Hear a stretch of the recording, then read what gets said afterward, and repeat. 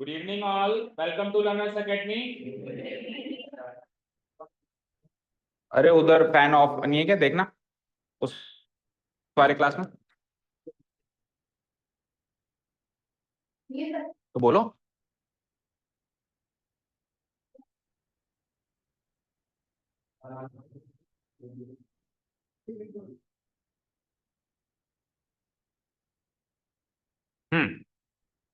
So next topic in the chapter, ऐसे मानो हमारा चैप्टर आज से शुरू हो रहा है। Previous 2 classes was just the introduction of real numbers का इंट्रोडक्शन किया था, दैट्स इट। और ऐसे मान लो क्लास 9 का रिवाइज किया था, ठीक है। अब यहाँ से जो वो पार्ट है जो आपके कोर्स में एक्चुअली है, जहां से हमारी पहली एक्सरसाइज शुरू होगी। ऐसे भी कह सकते हैं कि एक्सरसाइज नंबर 1.1 का इंट्रोडक्टरी पार्ट है ये। एक्सरसाइज 1.1 इंट्रोडक्शन है, ठीक है। छोटा सा इंट्रोडक्शन करेंगे और फिर सीधे हम एक्सरसाइज में चलेंगे। इस इंट्रोडक्शन में अपने को एक थ्योरम के बारे में सीखना है और उस थ्योरम पर ही बेस्ड हैं अगले टॉपिक्स एचसीएफ एंड एलसीएम, वो निकालने का तरीका सीखना है ना। एचसीएफ एंड एलसीएम इस थ्योरम के जरिए हम कैसे निकाल सकते हैं वो सीखना है, ठीक है। And then we will go to the exercise part. अब क्या बंद करें?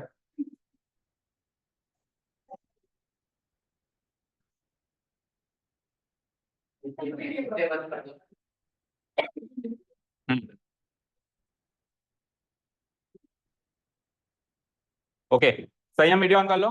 सो ये थोड़ा बहुत नोट डाउन किया आपने, उसकी लाइट चली गई, ठीक है। The fundamental theorem of arithmetic states that, देखो इजी लैंग्वेज में समझते हैं पहले क्या है। Fundamental theorem of arithmetic easy language में क्या कहती है कि दुनिया में दो तरीके के नंबर्स होते हैं, एक होता है प्राइम नंबर, एक होता है कंपोजिट नंबर। एक होता है प्राइम नंबर और दूसरा होता है कंपोजिट नंबर, ठीक है। तो पहले इन दोनों नंबर्स के बारे में जानते हैं, यानी कि नंबर्स इंट्रोडक्शन अभी थोड़ा सा और बाकी है। प्राइम एंड कंपोजिट और समझ लो, फिर अपन थ्योरम की बात कर सकते हैं। तो बताओ प्राइम नंबर क्या होता है? क्या?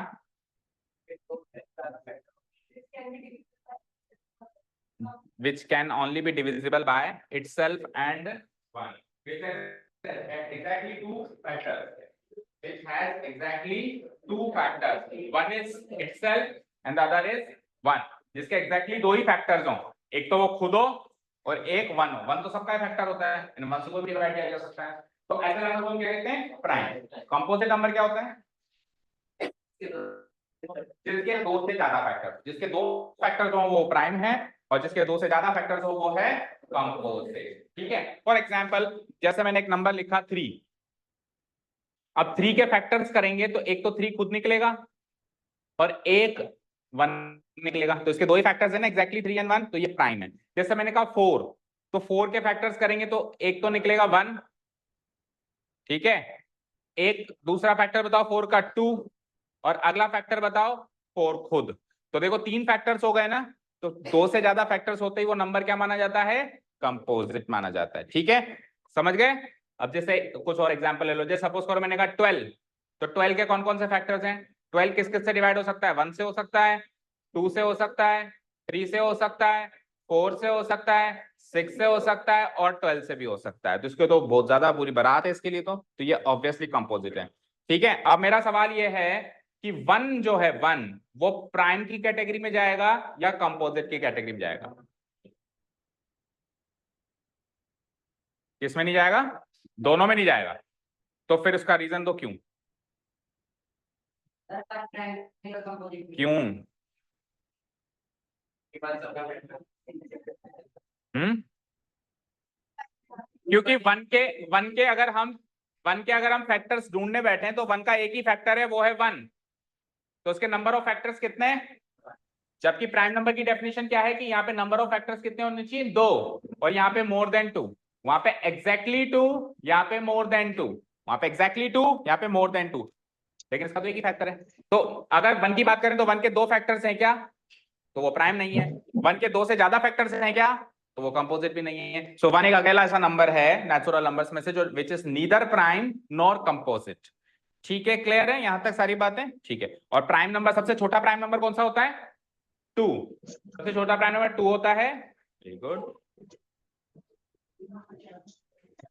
सबसे छोटा प्राइम नंबर होता है 2,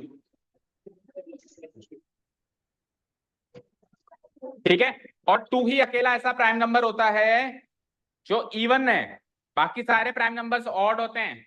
बोलो सबसे छोटा प्राइम नंबर, चलो प्राइम नंबर्स की लिस्ट बनाते हैं, तो शुरू हो जाओ। सबसे पहले जो नंबर है वो है 1। 1 तो मैंने अभी अभी कहा neither prime nor composite. 2 prime number है क्योंकि 2 के दो ही फैक्टर्स हैं, 2 and 1। 3 भी प्राइम नंबर है, उसके भी दो ही फैक्टर्स हैं, 3 and 1। 4 प्राइम नंबर नहीं है, अभी चेक भी किया था हमने। 5 प्राइम नंबर है क्योंकि इसके भी दो ही फैक्टर्स हैं, 1 and 5। 6 नहीं होगा, फिर क्या होगा? 7। 7 के बाद 9 किसने बोला? ऑड नंबर्स की सीरीज नहीं बोलनी, प्राइम नंबर्स की, वो ऑड नंबर्स प्राइम नंबर क्या है? 11। आगे आगे 17, आगे 19। 21 प्राइम नंबर है, 3 7 या 21 नहीं होता। ठीक है, तो सिंपल सी भाषा में बात करें, देखो सिंपल सा अर्थ बताएं क्या, बहुत सरल सा अर्थ। जो नंबर अपनी टेबल के अलावा किसी की टेबल में नहीं जाता, ये सारे नंबर आपको खुद की टेबल में ही दिखाई देंगे। जैसे 19 बन जाए 19, कभी देखा 19 को किसी दूसरी टेबल में? कभी देखा 17 को किसी दूसरी टेबल में? नहीं देखा ना। तो जो खुद की टेबल में दिखाई दे वो तो है प्राइम, और 1 की टेबल में सब दिखाई देते हैं। तो ऐसे मान लो खुद की टेबल में और 1 की टेबल में दिखाई दे वो है प्राइम, जो इन दोनों के अलावा बाकी लोगों की टेबल में भी दिखाई दे वो होता है कंपोजिट नंबर। और एक मैथमेटिकल फैक्ट है जो आपको हमेशा के लिए याद रखना है कि 1 से लेकर 100 तक के जो काउंटिंग नंबर्स या नेचुरल नंबर्स होते हैं उसमें 25 प्राइम नंबर्स होते हैं। How many prime numbers? अभी हमने कितने लिख दिए, काउंट करो। 9 मैंने लिख दिए, बचे कितने? 16। ये आपका टास्क है कल घर से लिख के लाने। 1 से लेके 100 तक के गिनती में 25 प्राइम नंबर्स होते हैं, एग्जैक्टली 25, ना एक कम ना एक ज्यादा। वो सारे के सारे लिख के लाने आपको। 9 तो मैंने लिख दिया, आगे और गिनती 8 ही है तो ठीक है, बचे हुए कितने? फिर 17। 17 आपको लिखने हैं। ठीक है, हो जाएगा छोटा सा काम, आपकी नॉलेज भी बढ़ जाएगी कि कौन सा नंबर प्राइम है और कौन सा नंबर प्राइम नहीं है। हमको पता होना चाहिए 1 से 100 के बीच में कि ये प्राइम है ये नहीं है। ये कॉमन सेंस की बात हो जाती है एक 10th क्लास स्टूडेंट के लिए। ठीक है, चलिए अब अपन थ्योरम की तरफ चलते हैं। तो थ्योरम क्या कहती है, ध्यान से सुनना। थ्योरम ये कहती है कि दुनिया के किसी भी कंपोजिट नंबर को, दुनिया के किसी भी कंपोजिट नंबर को, अब कंपोजिट नंबर क्या होता है अभी अभी मैंने आपको बता दिया ना। दुनिया के किसी कंपोजिट नंबर को प्राइम नंबर्स के प्रोडक्ट की फॉर्म में तोड़ा जा सकता है। समझ गए? बस और कुछ नहीं कहते। दुनिया के किसी भी कंपोजिट नंबर को 2 या 2 से ज्यादा प्राइम नंबर्स के प्रोडक्ट के रूप में लिखा जा सकता है, एक्सप्रेस किया जा सकता है। जैसे tell any composite number, tell me any composite number you like, बोलो। 10। अब बोला इसने, शीतल ने बोला 10, सो 10 एक कंपोजिट नंबर है, तो मैं इसको 2 प्राइम नंबर्स के प्रोडक्ट के रूप में तोड़ पाया। 2 और 5 प्राइम है ना। टेल अनदर प्राइम नंबर, बोलो पीछे से शैली आप बोलो। 16। 16 को भी मैं प्राइम नंबर्स के प्रोडक्ट के रूप में तोड़ पाया। 2 इंटू 2 इंटू 2 इंटू 2। तो दुनिया का ऐसा कोई कंपोजिट नंबर है ही नहीं जिसको प्राइम नंबर्स के प्रोडक्ट के रूप में तोड़ा नहीं जा सके। Each and every number can be expressed as the product of primes. ऐसा कौन कहता है? फंडामेंटल थ्योरम ऑफ अरिथमेटिक कहता है। ठीक है, अब इस थ्योरम से अपने को हेल्प मिलेगी एलसीएम एचसीएफ निकालने की, क्योंकि एलसीएम एचसीएफ क्या कहेगा कि आप इसको प्राइम नंबर्स के फैक्टर्स के रूप में तोड़ो। तो हमको थ्योरम कहती है हम तोड़ सकते हैं, तभी तो हम तोड़ रहे हैं। समझ गए? ये इतनी सी थ्योरम है बस, और कुछ भी नहीं है। तोड़, अब लिख दें एक बार थ्योरम क्या है, पढ़ लें एक बार, बुकिश लैंग्वेज क्या है। The fundamental theorem of arithmetic states that, states करने का मतलब होता है स्टेटमेंट देना। क्या स्टेटमेंट देती है ये theorem? Every composite number, every means every, कोई एक्सेप्शन नहीं है, तो अपवाद नहीं है, can be written as the product of powers of prime numbers. अब सर आपने पावर्स ऑफ तो बताया नहीं, आपने तो सिंपली क्या बताया अभी? Product of prime numbers. तो मैं देसी भाषा में बता रहा था ना, अब वो थोड़ी सी ऑथेंटिक भाषा है तो उसको बारे में बताते हैं थोड़ा सा। क्या है पावर्स ऑफ का मतलब है, जैसे भी इसने कहा 16, इसने क्या कहा 16, तो 16 को हम 2 इंटू 2 इंटू 2 इंटू 2 तो लिख सकते हैं, लेकिन 16 को हम 2 की पावर 4 भी लिख सकते हैं ना। तो ये हो गया पावर ऑफ प्राइम नंबर। समझ गए? बस वही कह रहा हूं भाई, जब वो प्राइम नंबर मान लो रिपीट हो जाए तो उसकी पावर में उसको लिख दो, बार बार मत लिखो। तो हर एक कंपोजिट नंबर को अपन पावर ऑफ प्राइम नंबर के प्रोडक्ट के रूप में एक्सप्रेस कर सकते हैं ना। दैट इज इट, लिख दो। Nandini, turn on your video.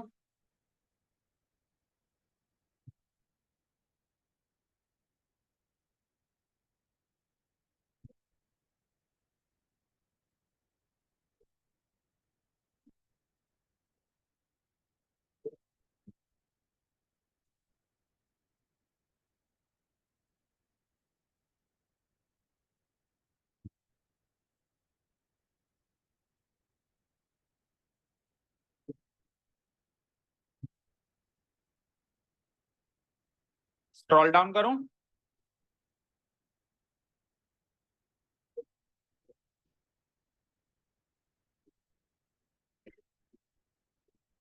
अच्छा, आगे और सुनो वो क्या कह रहा है। यहां तक तो लिख दिया ना आपने, पावर्स ऑफ प्राइम नंबर्स। आगे कुछ और बात को कह रहा है, हमने यहां तक तो लिख दिया पावर्स ऑफ प्राइम नंबर्स, यहां तक तो समझ भी गए हम। And this factorization is unique, and this factorization is unique apart from the order in which the prime factors occur. फटाफट से लिखो, फिर ये क्या कहना चाह रहा है इस भाषा को समझाते हैं। उनको थ्योरम बिल्कुल अच्छे से समझ में आनी चाहिए, केवल रटनी।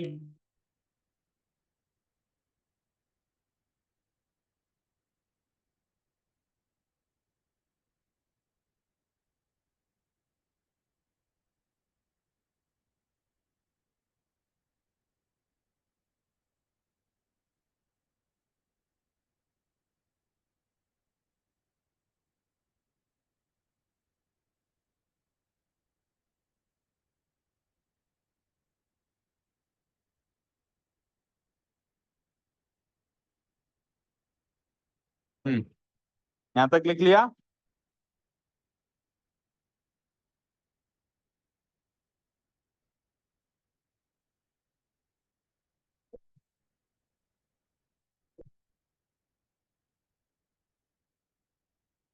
पूरा लिख लिया, जल्दी करो, क्विक।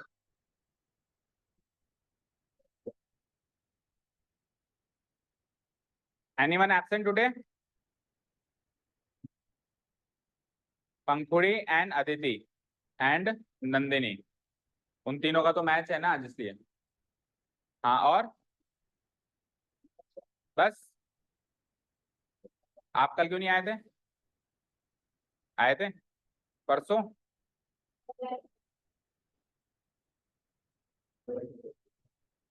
चलो देखो भाई, अब ये क्या कह रहा है, आगे बढ़ो आगे बढ़ो, थ्योरम कंप्लीट नहीं हुई। हम किसी भी कंपोजिट नंबर को प्राइम नंबर्स के पावर्स के प्रोडक्ट के रूप में लिख सकते हैं, दैट्स इट। पर ये जो फैक्टराइजेशन हमने किया है, जो तोड़ने का प्रोसेस हमने किया है, जो एक्सप्रेशन लिखा हुआ है टूटने के बाद, ये यूनिक है। ये यूनिक है मतलब जिस नंबर का जो एक्सप्रेशन है उस नंबर का वही एक्सप्रेशन रहेगा, ये बदलता नहीं है कभी। फॉर एग्जाम्पल 16 की फैक्टराइज फॉर्म 2 की पावर 4 है तो हमेशा 2 की पावर 4 ही रहेगी। कभी ऐसा नहीं है कि किसी सिचुएशन में ये 3 की पावर 4 बन जाए, कभी किसी सिचुएशन में ये 2 क्यूब इंटू 3 बन जाए। और 2 की पावर 4 जो है वो 16 की फैक्टराइज फॉर्म है तो 16 की रहेगी, 18 की नहीं हो सकती। इधर से इधर भी यूनिक है और इधर से इधर भी यूनिक है ना। जैसे फॉर एग्जांपल मैंने कहा 12 की फैक्टराइज फॉर्म बताओ, 12 एक कंपोजिट नंबर है, 12 एक कंपोजिट नंबर है तो उसकी फैक्टराइज फॉर्म को मैं 2 स्क्वायर इंटू 3 लिख सकता हूँ क्या? Tell me. प्राइम नंबर्स के पावर्स की प्रोडक्ट की फॉर्म में लिख दिया मैंने इसको, 2 का स्क्वायर 4 इंटू 3। तो अब 2 का स्क्वायर इंटू 3 12 के लिए फिक्स हो गया, पेटेंट हो गया भाई, 12 का ही रहेगा तू और किसी का नहीं रहेगा। कल को 14 का तू नहीं बन सकता और 12 का कोई और नहीं बन सकता। 1 to 1 यहाँ पे कमिटमेंट है, ठीक है ना, ये इसका ही रहेगा और ये इसका ही रहेगा, समझ गए? हाँ, लेकिन आगे वो क्या कह रहा है, apart from the order in which the time factors occur. हाँ, ऑर्डर बदल सकता है। कल को आप इसको 3 इंटू 2 का स्क्वायर लिख दो, कल को आप ये लिख दो कि लो सर मैंने तो इसकी प्राइम फैक्टराइज फॉर्म चेंज कर दी, आपने कहा था यूनिक रहती है, मैंने देखो दो दो लिख दी, ये भी इसकी प्राइम फैक्टराइज फॉर्म है, वो भी इसकी प्राइम फैक्टराइज फॉर्म है, तो आपने कहा था यूनिक रहती है, देखो मैंने दो दो लिख दी, तो आपने क्या दो दो लिखी, आपने ऑर्डर ही तो बदला है। तो ऑर्डर बस अपार्ट फ्रॉम मतलब एक छूट है आपके पास, ऑर्डर बदल सकते हो, उसके अलावा कुछ नहीं बदल सकते हो। समझ गए क्या? समझ गए भाई? 2 इंटू 3 इंटू 5 है, आप 3 इंटू 5 इंटू 2 कर दो, 5 इंटू 2 इंटू 3 कर दो, वो आप बदल सकते हो, बाकी कुछ नहीं बदल सकते। इस मुद्दे को हटा दें, बस ऑर्डर वाले मुद्दे को हटा दें, तो बाकी तो वो जो फॉर्म है वो यूनिक है, नहीं बताओ, है ना। बस ऐसा हमको फंडामेंटल थ्योरम ऑफ अरिथमेटिक कहता है। समझ आ गया? Okay, let's go to the next part. Heading डालो HCF एंड LCM।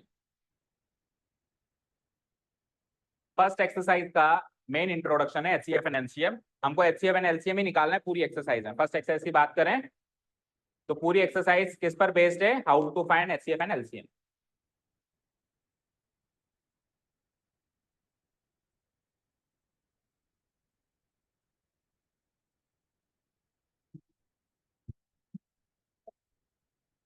ये डेफिनेशन लिखो फटाफट।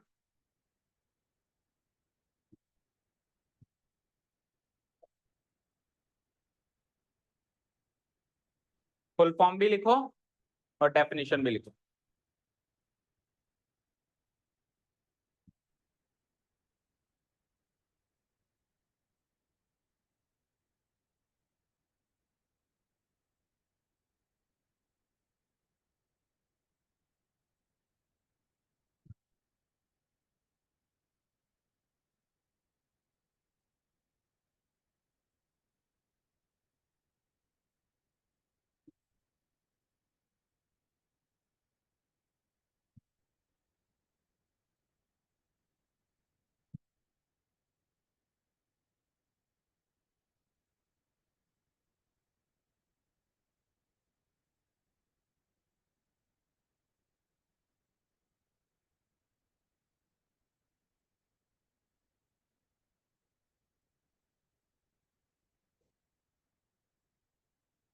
Return down.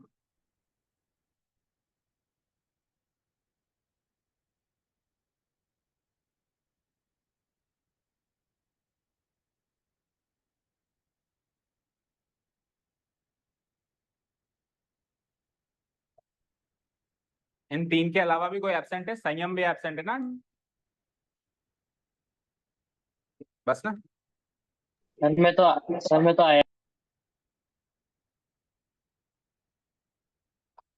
तेरी कोटा की तीर्थ यात्रा खत्म नहीं हुई क्या अभी तक? सारे तीर्थ यात्राएं आपको बोर्ड वाले साल में याद आते हैं? तो परसों आ जाऊंगा। हम्म।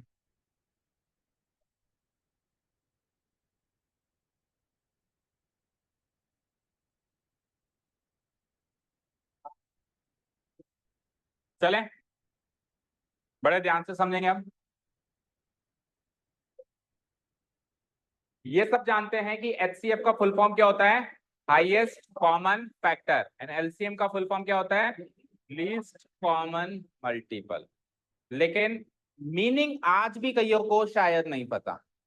फुल फॉर्म ही जानते हैं, मीनिंग नहीं पता। और यकीन मानिए अगर मीनिंग पता चल जाएगा तो उसको निकालने का तरीका भी आप अपने आप ही समझ जाएंगे कि अच्छा इस तरीके से HCF निकलेगा, इस तरीके से LCM निकलेगा। क्या पता चल जाए अपने को? अर्थ पता चल जाएगी HCF एक्चुअली होती क्या चीज है, क्या चीज। ठीक है, तो एग्जाम्पल से स्टार्ट करें। ओके, देखो बच्चों, सपोज करो मैंने लिखा, मैंने 2 की टेबल लिखी। सो 2 की टेबल में 2 1 जा 2, 2 2 जा 4, 2 3 जा 6, 2 4 जा 8, 2 5 जा 10। 3 की टेबल भी मैंने लिखी, 3 1 जा 3, 3 2 जा 6, 9 12 15। इधर एक एक पार्ट और बढ़ा दो 18। ठीक है, चलो इतना काफी है समझने के लिए।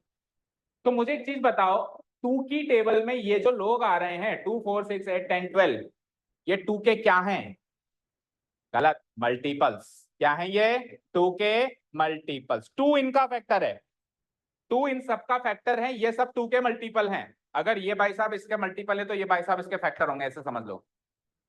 ठीक है ना, जैसे सन एंड फादर का रिलेशन होगा, कोई सन होगा तो कोई फादर भी होगा, तो कोई फैक्टर होगा तो कोई मल्टीपल भी होगा। और ऐसे समझो जब समथिंग डिवाइडेड बाय समथिंग करने से पूरा पूरा कट जाता है, रिमाइंडर शेष नहीं बचता है, तो ऐसे केस में डिनोमिनेटर को न्यूमरेटर का फैक्टर, डिनोमिनेटर को न्यूमरेटर का फैक्टर और न्यूमरेटर को डिनोमिनेटर का मल्टीपल कहा जाता है। फॉर एग्जाम्पल अगर मैंने कहा 18 डिवाइडेड बाय 2, पूरा पूरा कट गया ना, कोई डेसिमल वैल्यू नहीं मिली, तो मैं क्या कहूंगा 2 इज अ फैक्टर ऑफ 18 और मैं ये भी कह सकता हूँ 18 इज अ मल्टीपल ऑफ 2। यहाँ तक कोई डाउट नहीं है।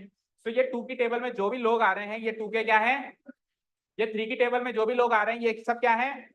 तो अब अगर मैं आपसे पूछूं 2 और 3 का एलसीएम बताओ, मैंने आपसे क्या कहा 2 और 3 का एलसीएम बताओ, फुल फॉर्म क्या है, लीस्ट कॉमन, पहले एक वर्ड पढ़ो मल्टीपल, पहला वर्ड क्या है, तो 2 और 3 के मल्टीपल तो सर बहुत सारे। अगला वर्ड पढ़ो कॉमन, कॉमन मतलब जो इधर भी है उधर भी है। सर ये भी बहुत ज्यादा मिल गया मुझे, देखो अभी तक मैंने 6 तक टेबल लिखी है और मुझे 2 कॉमन मल्टीपल मिल गए। देखो 6 यहाँ पर भी है, यहाँ पर भी है, 12 यहाँ पर भी है, यहाँ पर भी है। तो कॉमन मल्टीपल्स भी सर मेरे पास दो दो है।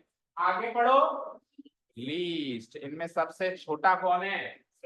आगे और बढ़ाएंगे तो और मिलते जाएंगे कॉमन मल्टीपल्स, लेकिन उन कॉमन मल्टीपल्स में सबसे छोटा कॉमन मल्टीपल ही एलसीएम होता है, जिसको हम कहते हैं लीस्ट कॉमन मल्टीपल। बोलो मीनिंग समझ में आया क्या। जिसका मैं एलसीएम निकाल रहा हूं उसकी टेबल्स में, उन दोनों नंबर्स की टेबल्स में कॉमन नंबर कौन सा आ रहा है और सबसे पहले कौन आ रहा है। छोटे से छोटा जो होगा वो सबसे पहले आएगा ना। जैसे सबसे पहले 6 आया ना, 12 बाद में आया, अभी 18 इधर भी मिल जाएगा, तो 18 18 भी कॉमन है, समझ गए। फिर 30 30 भी इधर मिल सकता है, 15 तक टेबल को ले जाए तो 2 into 15 और इधर 3 10 जा 30, तो 30 भी मिल सकता है कॉमन तो, लेकिन वो तो बड़े हैं ना, हमको लीस्ट चाहिए तो सबसे पहले मिला जो सबसे पहले। समझ जाएगा किस कॉमन मल्टीपल का मतलब, अच्छे से समझ गए। ओके अब देखो डेफिनेशन क्या कहती है वो सुनो।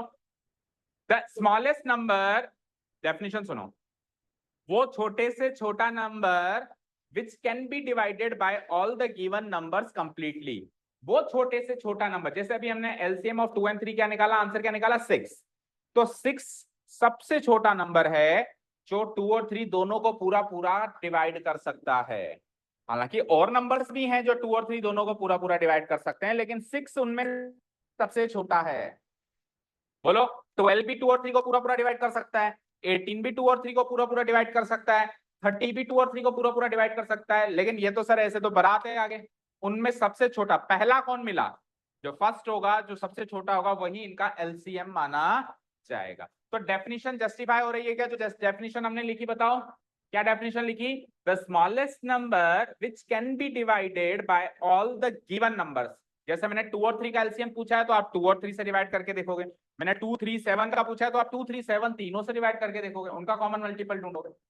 क्लियर, समझ गए, ठीक है। अच्छा एक फैक्ट समझना हमेशा हमेशा के लिए याद रखना, कभी भी कितने भी नंबर्स का हम एलसीएम निकालें तो वो एलसीएम उन नंबर्स के प्रोडक्ट से बड़ा नहीं हो सकता।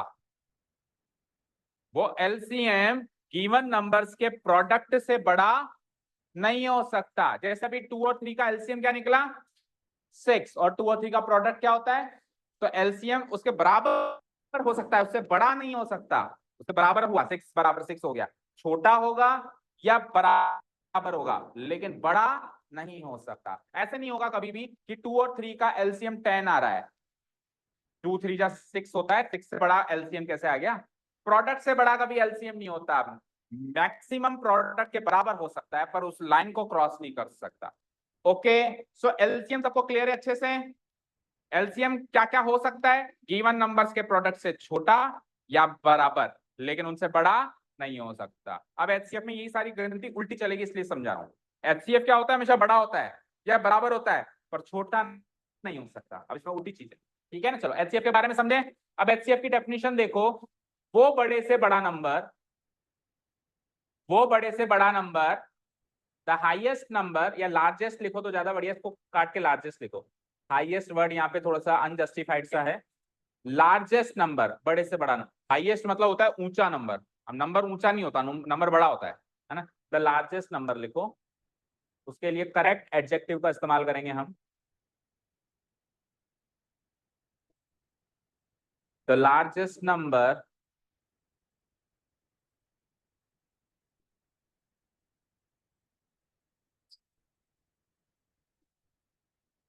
ठीक है, लिख लिया। The largest number which can divide, the largest number which can divide all the given numbers completely। अब जो given numbers हैं उनको कौन कौन डिवाइड कर सकता है वो चेक करना है और उनमें सबसे बड़ा नंबर चेक करना है। तो यूं मान के चलो एलसीएम जब हम ढूंढते हैं तो हम डिवीजर को ढूंढ रहे हैं। हम किसको ढूंढ रहे हैं? डिवीजर, जो डिवाइड कर रहा है, जो डिनोमिनेटर में बैठा है। और जब हम एचसीएफ ढूंढ रहे हैं तब हम डिविडेंड को ढूंढ रहे हैं, यानी हम न्यूमरेटर पार्ट को ढूंढ रहे हैं। फॉर एग्जाम्पल जैसे कि मैंने कहा आपको, नहीं उल्टा बोल दिया क्या मैंने? उल्टा बोल दिया, सॉरी। जब हम एलसीएम ढूंढ रहे हैं तब हम डिविडेंड को ढूंढ रहे हैं। किसको ढूंढ रहे हैं? किसको ढूंढ रहे हैं? डिविडेंड। और जब हम एचसीएफ ढूंढ रहे हैं तब हम डिवीजर को ढूंढ रहे हैं, डिवाइड करने वाला। देखो विच कैन डिवाइड, जो डिवाइड करे, और विच कैन बी डिवाइडेड। देखो एक्टिव वॉइस पैसिव वॉइस पढ़ते हो ना, ये तो क्रिया को कर रहा है और इस पर क्रिया हो रही है, इसको खुद को डिवाइड किया जा रहा है और वो खुद डिवाइड कर रहा है, वो डिवीजर है, डिवाइड करने वाला। ये डिविडेंड है, डिवाइड होने वाला।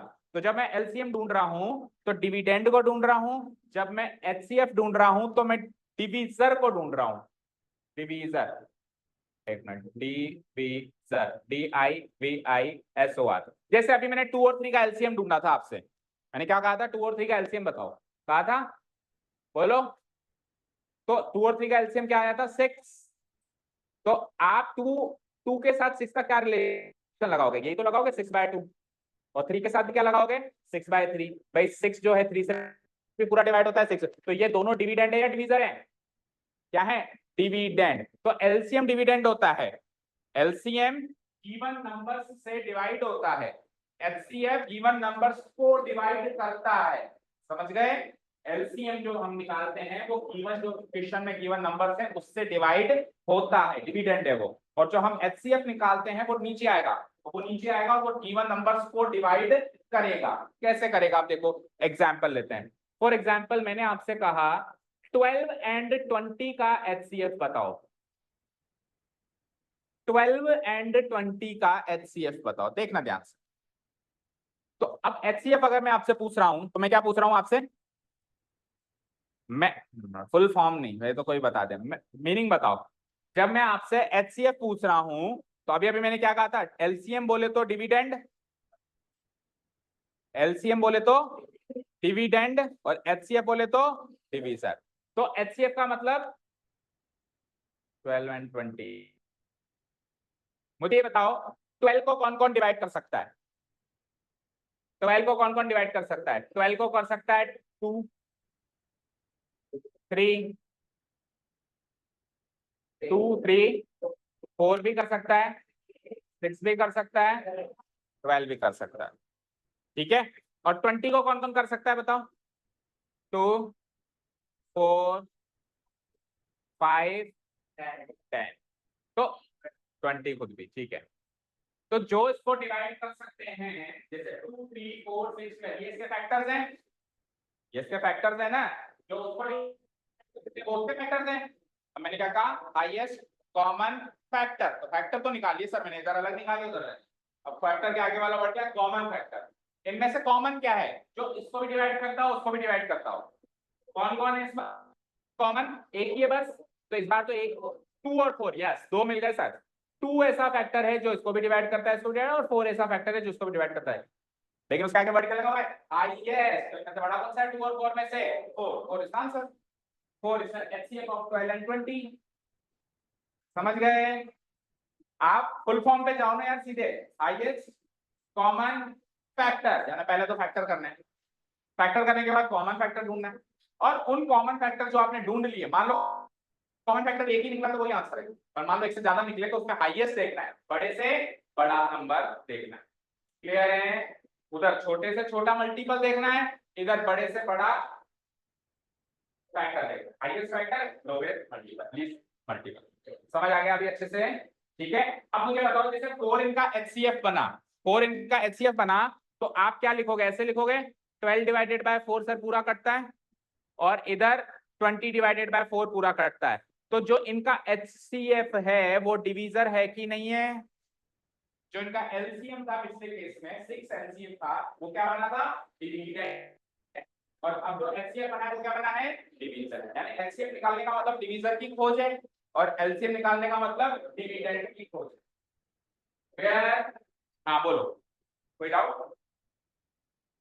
No doubt. चलो तो ये डेफिनेशंस लिख लिया हमने। Next topic, next heading mark करो।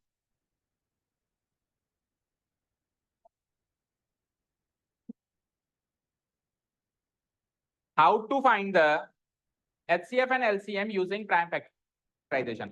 अब हमने arithmetic theorem of fundamental theorem of arithmetic सीख लिया। हमने HCF एंड LCM क्या होता है वो भी सीख लिया। दोनों चीजें सीख ली, बताओ। फंडामेंटल थ्योरम ऑफ अरिथमेटिक सीख लिया, HCF LCM क्या होता है वो सीख लिया। अब दोनों को कर रहे हैं मर्ज। HCF LCM जो अभी अभी सीखा है ये कैसे फाइंड आउट करें यूजिंग दैट थ्योरम, जो थ्योरम हम अभी उससे पहले सीख के हैं। इन दोनों कॉन्सेप्ट्स को कर रहे हैं मर्ज। ठीक है, so the topic name is how to find HCF and LCM using what? Prime factorisation. Prime factorisation कह दूं या फिर फंडामेंटल थ्योरम ऑफ अरिथमेटिक कह दूं, एक ही बात समझ के चलना। एक ही मुद्दे के बारे में बात हो रही है। ठीक है, प्राइम फैक्टराइजेशन भी क्या कहता है, फैक्टराइज करो और प्राइम नंबर्स के फॉर्म में फैक्टराइज करो। फंडामेंटल थ्योरम ऑफ अरिथमेटिक भी क्या कहता है कि हर एक कंपोजिट नंबर को प्राइम नंबर्स के फॉर्म में हम तोड़ सकते हैं। बात एक ही हो गई। ठीक है, लिख लिया। अब हम HCF एंड LCM कैसे निकालेंगे यूजिंग प्राइम फैक्टराइजेशन। पहला काम तो हम ये करेंगे कि उसको आराम से तबीयत से फैक्टराइज करेंगे। और जब हम उसको फैक्टराइज कर रहे हैं तो उसके जो फैक्टर्स निकलेंगे वो प्राइम फैक्टर्स होने चाहिए, ये मेक श्योर करना है। ठीक है, फॉर एग्जाम्पल 12 को तो हम 4 into 3 भी लिख सकते हैं। 12 को हम 4 into 3 लिख सकते हैं ना सर, कर दिया मैंने फैक्टराइज। लेकिन ये फैक्टराइज फॉर्म है, लेकिन ये प्राइम फैक्टराइज फॉर्म नहीं है, क्योंकि 4 प्राइम नंबर नहीं है। ये फैक्टराइज फॉर्म हो सकती है 12 की, लेकिन ये फैक्टराइज फॉर्म के अलावा प्राइम फैक्टराइज फॉर्म नहीं हो सकती। जब मैं 4 को फर्दर तोड़ के लिखूं, अब ये जो नीचे वाली फॉर्म है ये है प्राइम फैक्टराइज फॉर्म, जिसमें नंबर्स जो फैक्टर्स हैं वो ओनली प्राइम नंबर्स ही दिखने चाहिए, कॉम्पोजिट नंबर्स नहीं दिखने चाहिए। तो पहला काम हम क्या करेंगे, first of all factorise the given numbers and write them in the form of product of powers of prime numbers using fundamental theorem of arithmetic। लिखो, फंडामेंटल थ्योरम ऑफ अरिथमेटिक का इस्तेमाल करते हुए सबसे पहले हम क्या करेंगे, दिए हुए नंबर्स को फैक्टराइज करेंगे और उनको product of powers of prime numbers के रूप में लिखेंगे। फिर क्या करेंगे, इतना कर देंगे, उसके बाद क्या करेंगे, अब एक फॉर्मूला, HCF का अलग से फॉर्मूला बता रहा हूं, LCM का अलग से फॉर्मूला बता रहा हूं। अब एक्चुअल वर्क है कि HCF LCM निकालेंगे कैसे। तोड़ तो दिया, लेकिन अब फॉर्मूला तो बताओ, तोड़ने के बाद कहाँ है HCF कहाँ है LCM। ठीक है, ऐसे सर ना, ऐसे तो ना सर टेबल लिखने बैठेंगे जैसे आपने तरीका बताया, तो ऑब्वियस बात है टेबल लिख के थोड़ा HCF LCM निकालेंगे। वो तो आपको मीनिंग समझाना था कि HCF LCM का मीनिंग क्या होता है, इसलिए टेबल लिखी 2 की और 3 की। ऑब्वियसली कुछ ना कुछ तरीका या मेथड तो होगा, तो वो मेथड अभी बताने वाले। लिखिए यहां तक, बोलो, एनी डाउट्स।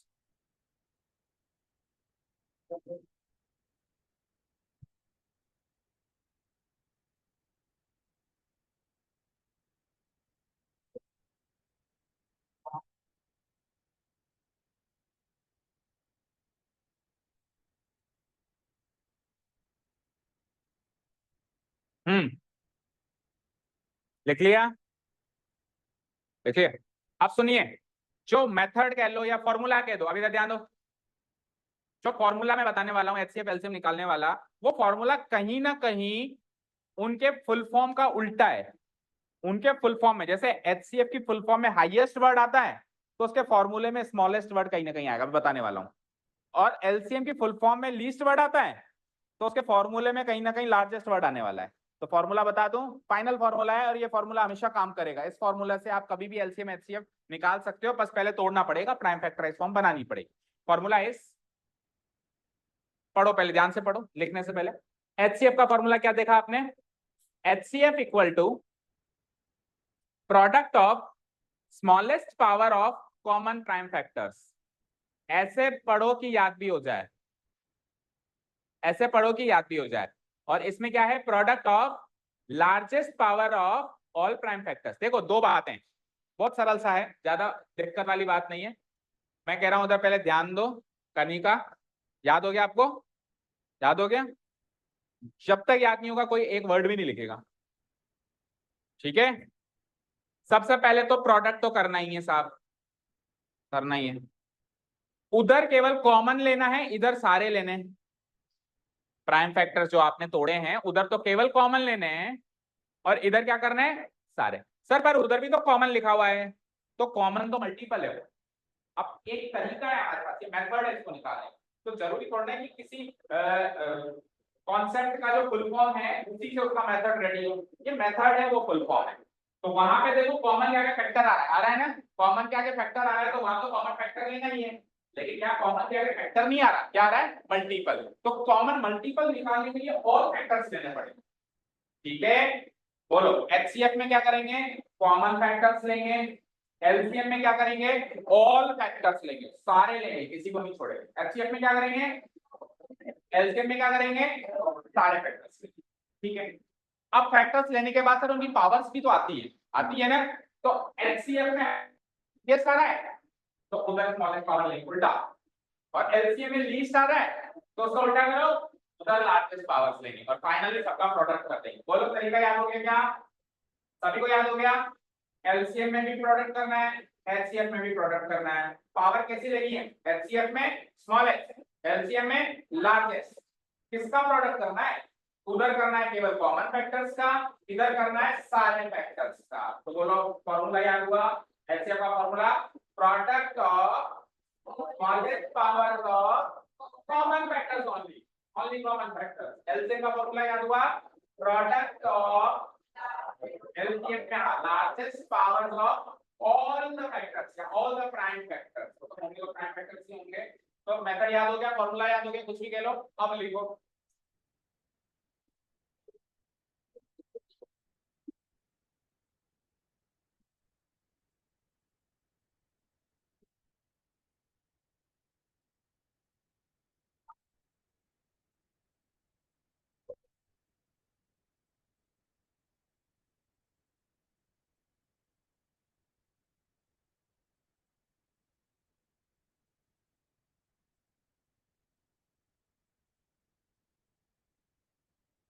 देखिए दोनों का फॉर्मूला। अभी तक एलसीएम एचसीएफ के बारे में जो भी सीखा वो चाहे से याद हो ना हो, ये याद हो जाना चाहिए अगर एक्सरसाइज सॉल्व करनी है तो। अभी तक जो भी सीखा इंट्रोडक्टरी पार्ट था, मीनिंग था, तो कोई भी मतलब तो नहीं पूछता, हर कोई एचसीएफ एलसीएम निकलवा के देखता है। तो ये जो फाइनल फॉर्मूला ये जरूर याद हो जाना चाहिए, और कुछ ऐसे याद हो ना हो। उसके बाद लास्ट इंपॉर्टेंट नोट्स लिखो and then we will go to the exercise.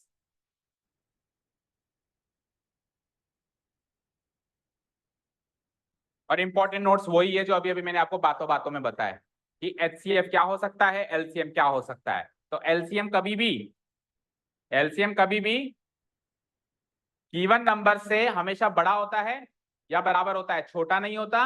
HCF कभी भी गिवन नंबर्स के बराबर होता है या छोटा होता है, बड़ा नहीं होता। ठीक है ना, अभी अपन एक एक एग्जांपल भी ले लेंगे। तो इंपॉर्टेंट नोट्स में बस यही दो बातें हैं जो अभी अपन ने बातों बातों में करी है। ओके, चलो आओ, इंपॉर्टेंट नोट्स हैं। The HCF of the given numbers, the HCF of the given numbers is always less than or equal to the given numbers, is always less than or equal to the given numbers।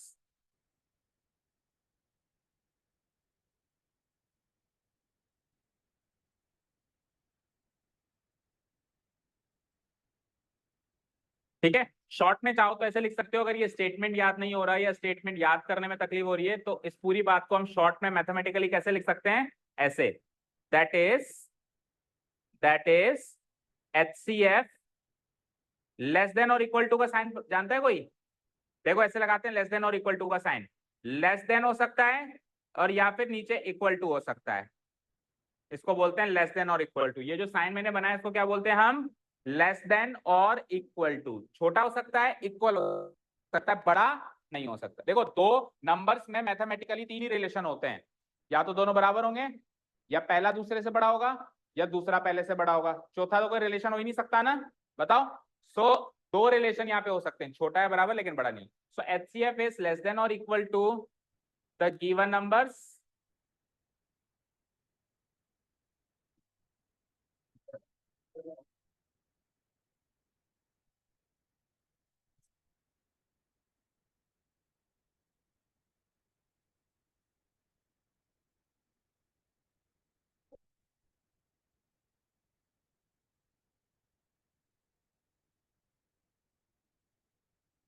और LCM के लिए क्या कर देंगे हम, just इसका उल्टा कर दो, the LCM of the on this.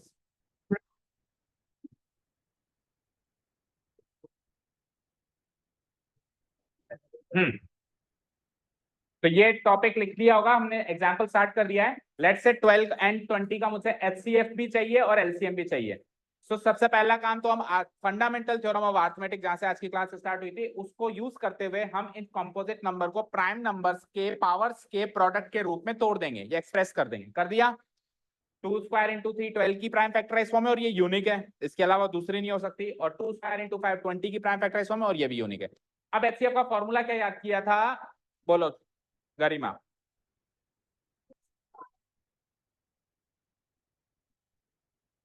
Common factors, product of smallest power of common factor. यानी एचसीएफ में आपको केवल कॉमन फैक्टर्स लेने हैं। तो इसके फैक्टर्स हैं 2 and 3, इसके फैक्टर्स हैं 2 and 5। कॉमन कौन हुआ, कॉमन मतलब जो दोनों में 2 हुआ ना, पावर एक बार के लिए पावर्स को भूल जाओ, एक बार के लिए ये जो पावर्स हैं इनको भूल जाइए, केवल फैक्टर बताइए। तो 12 का फैक्टर है 2 और 3, 20 का फैक्टर है 2 और 5, तो कॉमन कौन है 2। तो एचसीएफ में केवल कॉमन लेते हैं बस।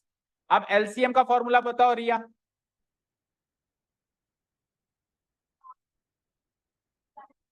इसमें सारे प्राइम फैक्टर्स लेते हैं, एलसीएम में क्या लेते हैं हम, सारे लेते हैं, सारे लेने।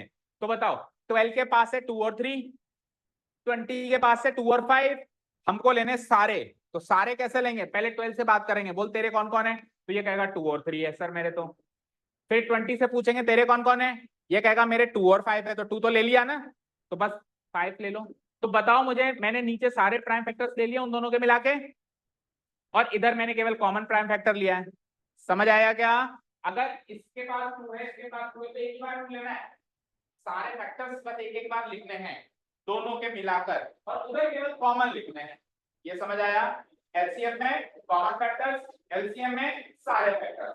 अब बात आती है पावर की। तो पावर का मतलब क्या बताया था मैंने, पावर का लॉजिक क्या बताया था, उल्टा चलो। एचसीएफ में हाईएस्ट वर्ड है तो स्मॉलेस्ट पावर लगाओ, एलसीएम में लीस्ट वर्ड है तो लार्जेस्ट पावर लगाओ, उल्टा काम करो। ठीक है। तो देखो यहाँ पे हमको 2 की जो पावर लेनी है वो कौन सी लेनी है बताओ, हाईएस्ट लिखा हुआ है ना, तो लॉगलेस पावर लेनी है। तो 2 की पावर यहाँ पे क्या है 2, 2 की पावर यहाँ पे भी क्या है 2, तो यहाँ तो सेम ही हो गई, तो सेम ही होगी तो वही लगेगी। लेकिन सपोज करो यहाँ 1 होती तो फिर 1 पावर लगती, छोटी लगती। एचसीएफ के केस में पावर्स कैसी लगेगी, जो दोनों में से छोटी हो। अभी इधर तो सेम है तो वही लगेगी। समझ गए। ओके। अब एलसीएम की बात करते हैं। तो एलसीएम में क्या पावर लगती है, बड़ी से बड़ी। तो 2 की पावर 2 ही है तो बड़ी से बड़ी भी 2 ही है। 3 की पावर 1 है तो अकेला ही बैठा है तो कंपैरिजन नहीं है, 1 पावर लगेगी। और 5 भी अकेला बैठा है तो 1 पावर लगेगी। लेकिन लेट्स से यहाँ पे 5 की पावर, यहाँ पे एक और 5 स्क्वायर भी होता तो अब 5 की पावर 2 लग जाती यहाँ पे। समझ गए, बड़ी वाली पावर लग जाती। समझ गए ना। और कल हम क्वेश्चंस करेंगे एलसीएम एचसीएफ के तो और ज्यादा क्लियर हो जाएगा। अब बताओ फाइनल आंसर बताओ चलो। ये 2 स्क्वायर क्या हो गया, एचसीएफ तो आ गया 4, और 2 इंटू 2 स्क्वायर क्या होता है 4, 4 3 क्या होता है 12, 12 5 क्या होता है 60। अब देखना ध्यान से, जो हमने लास्ट थ्योरम पढ़ी है, क्या थ्योरम पढ़ी है कि दो नंबर का प्रोडक्ट उनके एचसीएफ और एलसीएम के प्रोडक्ट के बराबर है। कौन से थे हमारे दो नंबर, कौन से थे हमारे दो नंबर 12 एंड 20। इसका एक बच्चा कोई प्रोडक्ट करके बताओ, 12 इंटू 20 करके बताओ 240, और इनके एलसीएम एचसीएफ का प्रोडक्ट करके बताओ। तो देखो इन दोनों नंबर्स का प्रोडक्ट इनके एचसीएफ और एलसीएम के प्रोडक्ट के बराबर निकला। ओके, एक मिनट रुको, निकला ना। और पॉइंट नंबर 1 पॉइंट नंबर 2 जो हमने किया था उसको भी डिस्कस करो। पॉइंट नंबर 1 क्या था कि एचसीएफ हमेशा इवन नंबर से छोटा होता है। हमारा एचसीएफ क्या निकला है चेक करो, हमारा एचसीएफ क्या निकला है 4, इवन नंबर से छोटा होता है। हाँ, हमारा एचसीएफ क्या निकला है बताओ 4। क्या 4 12 से छोटा है, क्या 4 20 से भी छोटा है, तो एचसीएफ हमेशा गिवन नंबर से छोटा निकला, ज्यादा बराबर निकल सकता है।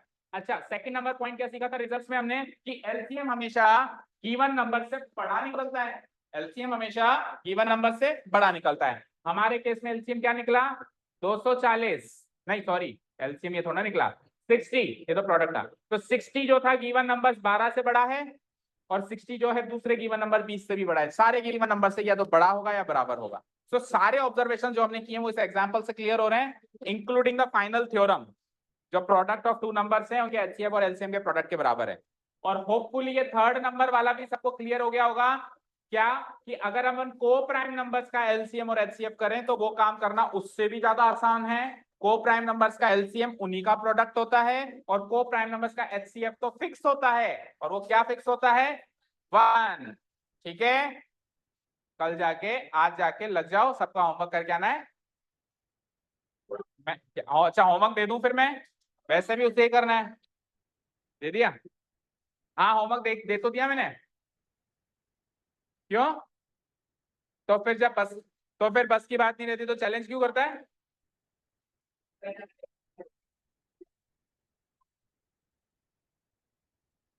जो जो चैलेंज लगा के, जो एक मिनट, जो सरे आप चौड़े दाढ़े ऐसे चैलेंज करता है कि हाँ सर कर लो, और उसके बाद पीछे मुकर जाए, चलो सर को नहीं किसी को भी करे कि हाँ हाँ देख लेंगे, और फिर जब पीछे मुड़ जाए, ऐसे लोगों को क्या कहते हैं पता है? क्या कहते हैं? चलो जाओ, कल कल का टाइम, हाँ 1 मिनट रुको, सर ने क्या टाइम रखा है? कोई छुट्टी नहीं है कल। हाँ, कल का टाइम क्या रखा है सर ने? शाम का ही रखा है। चलो शाम का ही है। जब शाम को नहीं है तो शाम को आएगा, सर ने तो शाम का ही रखा है। नहीं छुट्टी वुट्टी नहीं होगी। Thank you so much for listening to us. Have a nice day. Keep learning and bye.